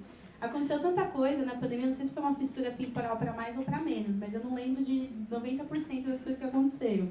Mas esse evento eu lembro muito, porque foi uma moça que me perguntou por que usar Marx para falar de Brasil? O cara estava lá na Europa. Aí eu perguntei para ela, como você explicaria Brasil sem luta de classes? Eu devolveria a pergunta, na verdade. Porque eu acho que o paradigma para a gente aí é que abrir mão do marxismo significa abrir mão das ferramentas que dão sentido, em primeiro lugar, para onde a gente está hoje, para como os negros foram colocados numa posição específica dentro da classe trabalhadora do nosso país, que tem a ver com desenvolvimento desigual e combinado, exército industrial de reserva, ou seja, com precarização do trabalho, uberização do trabalho, tudo isso, enfim... Quando a gente reflete sobre tudo isso, as ferramentas que a gente encontra são essas. Enquanto tem vários outros autores que, alguns deles são chamados, né, tem autores que são chamados de decoloniais, que são marxistas, outros que são pós-estruturalistas, enfim.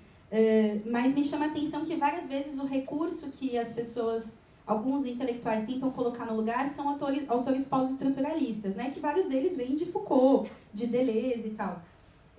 E aí é louco, porque, por exemplo, nesse livrinho Mulheres Negras e Marxismo, alguém estava com ele por aí, que a gente organizei junto com a Aldete, que está sentada aqui, se reconhece, Aldete. A gente organizou esse livrinho e a gente colocou um texto sobre o Mbembe, que é um dos caras que é tratado como uma referência para a decolonialidade. E quando você vai ver o que o Mbembe está querendo dizer do ponto de vista da política, você vê que vão se opor dois tipos de política, quando você pega autores marxistas e autores do pós-estruturalismo. No marxismo, a gente vai propor uma política que é unificar os trabalhadores, no nosso caso, né, do MRT, do Pão e Rosas, da Faísca, em torno de uma lógica de independência de classe, recusando as alianças com os patrões, com a direita e etc., através de uma política independente, construir um programa dos trabalhadores, organizar as nossas próprias ferramentas de combate, que são os nossos partidos, sindicatos, e dar uma luta contra o sistema capitalista, mirando, né, justamente no sentido do que a Mara falou, numa sociedade socialista, rumo à construção de um mundo sem classes, né, que é o comunismo. Beleza, a gente quer isso. Aí quando você lê o Mbembe, o que ele fala? Que querer isso é querer oprimir, que é uma forma de utilizar a violência do opressor para o oprimido como se fosse a mesma coisa. Tipo, você querer libertar a sociedade das classes e você querer manter a sociedade afogada no sangue da violência capitalista.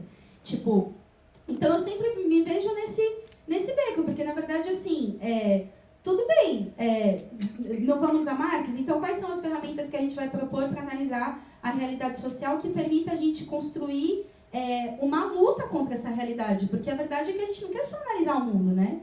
A gente quer analisar o mundo e a gente quer transformar ele. E essa ferramenta, ela está no marxismo. E aí o marxismo não é Marx, né? Só. Isso é uma coisa que eu fico muito feliz de fazer parte da tradição que eu faço, que é o trotskismo, que carrega nomes como C.L.R. James, George Brightman, em algum momento da sua vida, carrega algo do que produziu Lélia Gonzalez, carrega algo do que produziu vários latino-americanos, africanos, enfim. Ou seja, o marxismo ele tem uma força de análise, de intervenção sobre a realidade, que faz com que se desenvolva dele um pensamento que é mundial sobre como derrotar o capitalismo e forjar uma sociedade livre de opressão e exploração. Então, acho que a chave está em pensar aí. E todas as outras alternativas teóricas, eu li elas de forma muito honesta, assim, porque toda vez que eu escuto o Foucault, eu aprendo coisas. Escuto ou leio. Eu aprendo coisas, né? Sobre abolicionismo penal, que é um debate que vocês vão fazer aqui agora, sobre sexualidade, não com Foucault. Mas você lê, você fala, pô, tem coisas válidas que ele está falando aí. Aí quando você vai chegar na parte de como resolver, não tem. Porque o como resolver não tem estratégia. Porque não está preocupado com isso, não está preocupado em como derrotar, como intervir sobre a realidade. É sempre um ponto de vista analítico. O Mbembe, ele chega a dizer que sobreviver é um ato revolucionário, que é inclusive um conteúdo que a gente tem ouvido setores da esquerda dizerem por aí. E, gente, não pode ser que o nosso horizonte político seja sobreviver. O nosso horizonte político tem que ser ir a Marte, não com o Jeff Bezos. Ir a Marte nós, a classe operária. Descobrir outras vidas espalhadas pelo universo. Nosso horizonte político tem que ser, uma geração livre do gênero. Imagina, hoje eu sou Letícia, amanhã eu sou o que eu quiser. E depois eu vi outra coisa. Outro dia uma professora me perguntou, mas você não acha perigoso que o Gabriel vire Helena? Porque, e se ele mudar de ideia? Eu falo, foda-se. Que ele mude de ideia quantas vezes ele quiser. Eu quero um mundo onde isso possa acontecer. Esse é o nosso horizonte político, né? É esse tipo de sociedade. E a ferramenta para isso, ela está no marxismo. E isso não é uma pena, isso é maravilhoso. Porque, na verdade, o Marx não era um racista, o Marx não era um eurocêntrico, um germanista. O Marx era um cara que dedicou a vida dele a analisar, ler, opinar e apoiar e organizar os trabalhadores na Europa para apoiarem as lutas dos povos colonizados e escravizados do planeta. O Marx dedicou páginas e páginas da elaboração dele a apoiar a luta negra contra a escravidão nos Estados Unidos, páginas e páginas a apoiar a luta dos indianos contra o imperialismo na revolta de Cipaiós, que foi um dos fenômenos que mais marcou o pensamento do Marx, inclusive, né, alguns biógrafos vão elaborar. Então, eu acho que custaria muito caro para a gente abrir mão do marxismo. O problema é esse. Depois, sobre a questão da precarização, eu acho que tem a ver com esse debate, né? Porque é isso, né? Tipo, a gente fala hoje de precarização do trabalho. Outro dia o Ricardo Antunes, numa mesa, ele brincou. Ele falou, a gente está falando de precarização, só que o panorama da classe trabalhadora 50 anos atrás era 14 horas de jornada de trabalho, né? 12 horas de jornada de trabalho. Então, na verdade, a gente está falando de um movimento cíclico do capitalismo, de crises, guerras e revoluções, e todos os momentos onde há grandes crises, a resposta da burguesia é fazer a classe trabalhadora pagar a conta da crise capitalista. A questão é que toda crise, como disse o Lenin, vem acompanhada de guerras e revoluções. A gente já está vendo crise, a gente já está vendo guerra. A gente vai começar a ver revoluções, a gente precisa se preparar para elas, né? Parte do que esse livro significa, todos os livros que estão ali na estante da Iskra significam, é que a gente quer preparar os trabalhadores e a juventude para darem um combate de morte contra o sistema capitalista, porque esses momentos vão chegar. Estejamos preparados ou não. Primavera Árabe não existia um partido preparado para a revolução, e ela aconteceu. O problema é que toda vez que a gente não está preparado para a revolução e ela chega, porque ela chega, e a gente está despreparado, a burguesia encontra uma forma de desviar a gente para outro caminho. Então a gente precisa se preparar. Hoje, no Brasil, a gente está vendo uma enorme operação burguesa de construir um pacto de transição do bolsonarismo que vá para Lula ou para outra versão de uma democracia aparentemente progressista, né? O Lula está fazendo de tudo e apostando todas as fichas em que ele seja o caminho que a burguesia vai apontar. Não à toa botou Alckmin na chapa dele, que é uma enorme sinalização para a burguesia. E estão dizendo para a nossa geração que o caminho que a gente pode escolher hoje não é esses grandes sonhos que a gente tem, né? Eles falam, não, a gente tem que derrotar o Bolsonaro na urna, depois a gente vê o que a gente faz com a precarização do trabalho, com o bolsonarismo, etc. Só que, gente, isso já aconteceu, né? O Lula já governou, Dilma já governou, e quando eles governaram também falavam pra gente, vamos pra urna, depois a gente resolve. O depois a gente resolve, o que aconteceu, Júlia, né? Júlia, o depois a gente resolve foi assim, no lulismo, 13 anos que triplicou a população carcerária, 13 anos que triplicou a terceirização no Brasil, lei da terceirização, lei antiterrorista, repressão às greves do PAC, repressão a junho de 2013 em todo o país. Em algumas cidades como a minha, já era a chapa Lula-Alckmin, só que era dar de Alckmin reprimindo juntos, a gente na rua, tomamos bala dos dois ali. A galera falava o prefeito gato atirando na galera, que era o Haddad na época. E a verdade é que o que está se preparando é um caminho da burguesia de buscar afastar a gente de se preparar para os ataques que a crise vai trazer, que a gente se preparar como classe independente, fazendo a gente apostar num caminho que é confiar em gente como Alckmin ou como o judiciário para resolver esse dilema que está colocado para a gente, que é como derrotar o Bolsonaro. Então, por que eu estou te dizendo tudo isso? Pode parecer que não tem nada a ver, mas tem.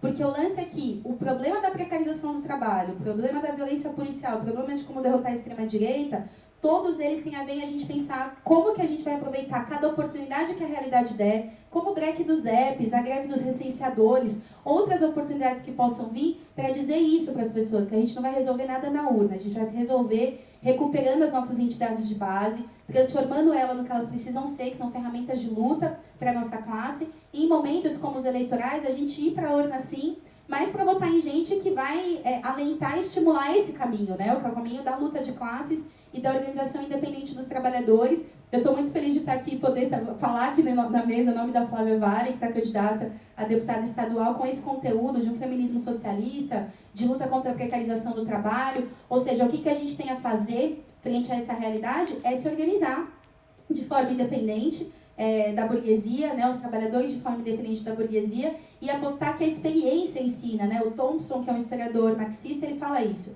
Ele fala que nada é tão forte, a ideologia burguesa, o dilema dela, o drama dela, é que a experiência com a realidade capitalista é muito mais forte do que a ideologia burguesa consegue ser.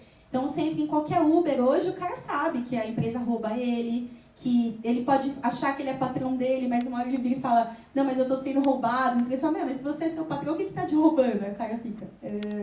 Mas, enfim, as pessoas elas chegam nessas conclusões, porque a experiência é a experiência, né? A questão é que o que a gente não pode ser é os teóricos apenas da experiência. A gente precisa estar preparado para ligar a experiência, as oportunidades da realidade com uma vanguarda que está embebida de teoria, de estratégia, de lições da história, para influir nas lições que a experiência dá e nas experiências que a realidade, e nas oportunidades que a realidade apresenta, para dar respostas revolucionárias para os problemas que a gente está vivendo hoje.